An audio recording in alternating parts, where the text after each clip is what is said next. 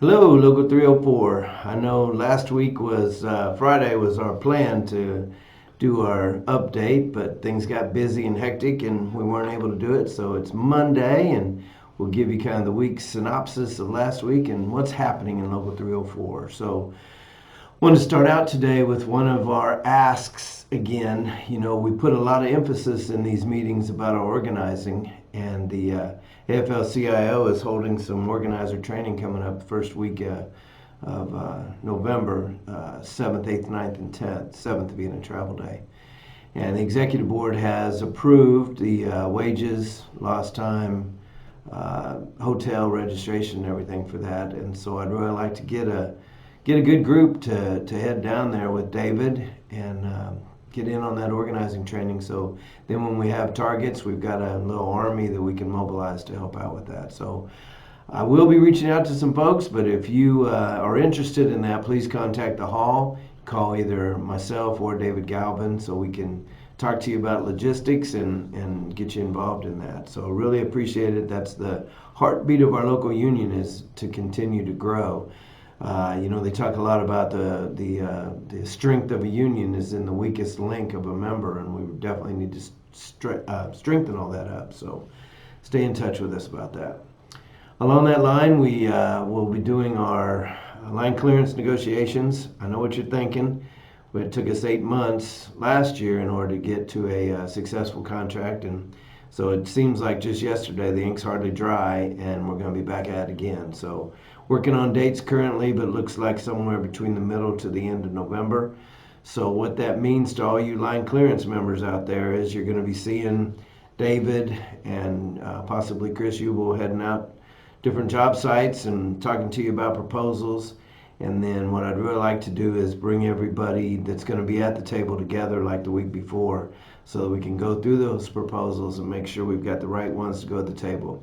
It's going to be very, very important that we build our ability to gain successful agreements timely again in the future. We had really rough negotiations last time, and I don't see it getting any better.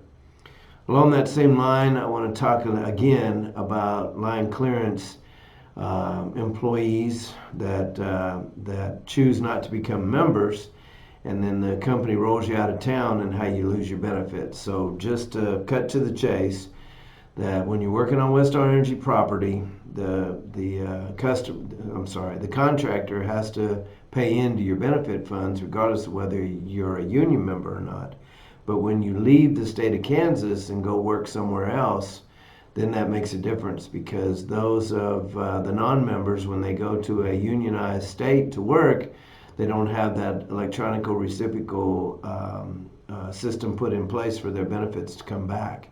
And so if you go work at a place that doesn't have LINCO, for example, now you roll into their health and welfare, but then when you come back, you've lost your home local's LINCO, and now you have to have your waiting month and build your hours again to gain that LINCO back. So you'll have a lapse in coverage, and we're seeing that happen more and more. So again, I stress the importance of you, that dues isn't what's important. Being a member is important, so that the dues get paid and the benefits become reciprocal. That's very, very important.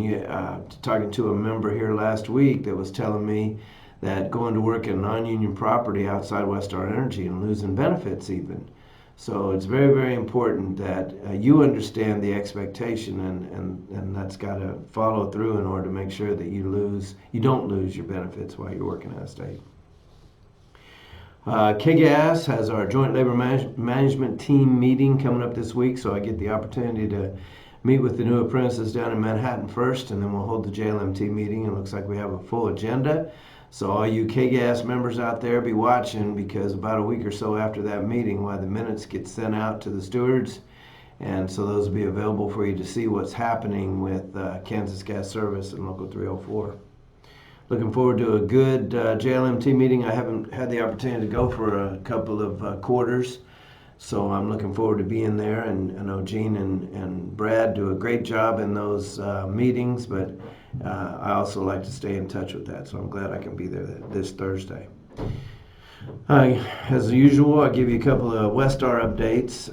Met with our subcommittee on the 401k, the change from Vanguard into Empower. One of the things I've been hearing a lot about is the opportunity for you to roll some of your money from Empower back into Vanguard so that you can keep some of your Vanguard accounts. And so what you can do right now is you can go out on talk to Vanguard. I know sometimes it can be a little laborious, but they do have the ability for you to roll your company match and whatever monies that has made back into an IRA kept at Vanguard. Now, the bad news is that according to the summary plan description, which, as a side note, any of you Westar employees can get on circuits and find the summary plan description for the 401k plan, and this really details all of the legalities. But by rolling your money, the summary plan description says that you'll lose your company match for 6 months, and that will continue into Empower. So if you rolled your money, let's say the 1st of November, when we roll into Empower in December, then that's still going to continue your 6 months of no company contribution from November. So there is a decision-making process for you to make there. The other thing that we questioned SageView about was the funds seem to be so new, and that's because they're a little bit different of a fund. So they're a trust, and you can look at the funds that are inside that trust, and you'll see they're funds that have existed, but the trust was just formed. The benefits of a trust is that you save money in the admin fees, even though that we know that a lot of the admin fees are above in Empower what they were in Vanguard. So lots of discussion about that. More information to come. We had a couple of our subcommittee members that actually said, hey, let's look at what I'm enrolled in currently and what my admin fees are, and then what's comparable over into Empower and what those are, so we can get a true look at it. You're seeing a lot of numbers that are not the true numbers that we're going to see. With Westar, with Evergy, looking at Westar, KCPL, and Wolf Creek, it obviously gives them more buying power. So there's $1 billion worth of investments, which gives better rates. So you are going to get access to the web page later this month that for Empower that'll give you a little more information on the plans. And I will be getting the minutes out from that subcommittee meeting out on StewardCom. So I just haven't had the chance to get that put together yet, but it will be out to the stewards. Contract books slowly keep trickling in. As you know, they've been trickling out on the management side too. So been trying to get them out to stewards. Hopefully here just in the next couple of weeks they'll be out to everybody. Just want to make sure that I get the stewards getting their books before I give all the books we have to one location, if that makes sense. So it's happening as we speak. I just had a steward in here just a few minutes ago getting some steward books for Jeffrey Energy Center. So the stewards there should get all their books in the next couple of days. We have several grievances coming up with Westar, some pretty high profile with that safety impact bargaining grievance is coming up later this week. And, again, that's the 3-man hot crew. And the other issues are kind of subliminal, because they're still saying that they're going to provide you with your FR clothing and whatever you need for foot protection, and then the safety eyewear is actually a bit of an improvement. So still looking at those issues because we don't have all the details as far as what kind of point system is going to be out there for you to purchase.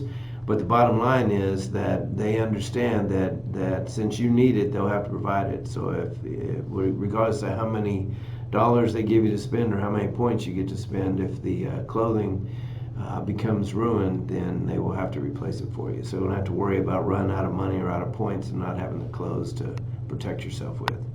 So more to come on that. That grievance will be held later this week. We held the labor kickoff for United Way last week. I had a pretty good turnout. Wanted to thank everyone publicly that helped with that. I know the Women's Committee did a really good job in gaining volunteers to help out, and Local 304 packed the house. So I really appreciate that. I think everybody had a good time. We played the human slot machine and played the cornhole, and then had a 50-50 drawing, and pretty unique in the way that we ran through our prizes. The more games you played, the more tickets you got, and then you could put those out for the different prizes. So I think everybody had a good time, food and drink and music, and so looking forward to the United Way campaigns. Please contribute to those, as that really is the heartbeat of our communities and how we support those in need, including our own union members and their families.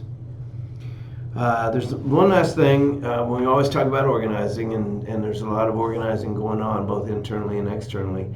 One of the things that we do on our internal drives is that we try to make sure that there's some kind of a recognition for the hard work you do in your area. And so what we've started doing a while back, and several areas are finally getting to this point, but what we'll do is we'll give you a shirt, we'll give everybody a shirt that works in a location where you're 100%. And so just as an example, at Topeka Operations, if they got to 100% union membership, then we'd do a sign-up sheet to get shirt sizes and order those shirts. So we've got some pretty high profile, Lawrence Energy Center being one, Lawrence Service Center, both on the Westar side. And then on the K-Gas side, I know that we've had several, Atchison, Leavenworth, and then also Manhattan. So Wheatland has been knocking at the door now and getting to their 100% in several areas. And so, and several others of our REAs have done the same thing. Flint Hills comes to mind, Lion Coffee and Radiant. So keep up the good work out there. And as an incentive, as I said, if you got the opportunity for increasing your internal union density up to 100%, well, we'll certainly reward you with a t-shirt. So Local 304, thank you very much, and we'll talk to you again soon.